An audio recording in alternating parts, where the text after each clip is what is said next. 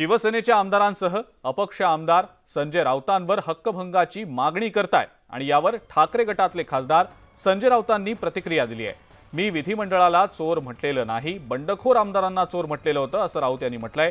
तर मी दोषी असेन तर मी माझी शिक्षा भोगेन असंही राऊतांनी स्पष्ट केलंय। यावेळेला संजय राऊतांनी भाजपचे राष्ट्रीय अध्यक्ष जे.पी. नड्डा यांच्या मुंबई दौऱ्यावर देखील टीका केली आहे। नड्डांचा मुंबईशी काय संबंध? जे.पी. नड्डांनी आधी भाजपच्या भ्रष्टाचारावर बोलावं आणि भाजपच्या अध्यक्षांनी मुंबईत येऊन लुडबुड करू नये असं राऊतांनी म्हटलंय।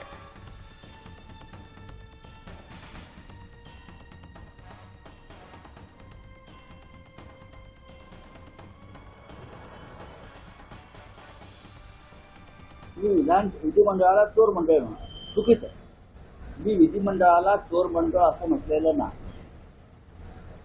शिवसेनेतून जो गट फुटून गेला, घटना बाह्य पद्धतीनं ते विधिमंडळात गेले आणि सरकार बनवलं,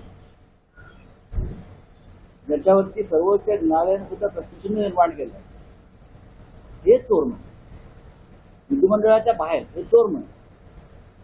ही माझी भूमिका होती। त्याबद्दल जर मला शिक्षा होणार असेल तर माझी तयारी आहे। नड्डांचा मुंबईशी काय संबंध आहे?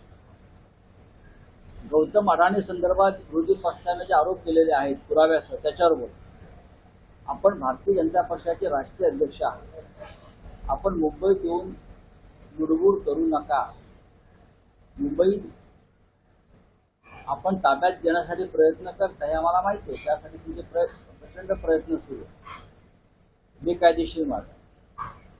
खरं म्हणजे या देशामध्ये जो भ्रष्टाचार सुरू आहे त्याच्यावर आपण बोला। आपण राष्ट्रीय अध्यक्ष, घटनात्मक पदावर बसलेल्या व्यक्तीला घटनेची रखवाली करायची असते, ते घटनेचे चौकीदार आहेत, पण घटनेच्या पदावर बसलेल्या व्यक्तीच घटनेचे मारेकरी ठरतात। हे आपण भगतसिंग कोश्यारी यांच्या बाबतीत पाहिलं आणि सर्वोच्च न्यायालयानं राज्यपाल या संस्थेवर ताशेरे मारले। मोदी सरकारनं मंत्रिमंडळ रचनेमध्ये मोठा बदल केलेला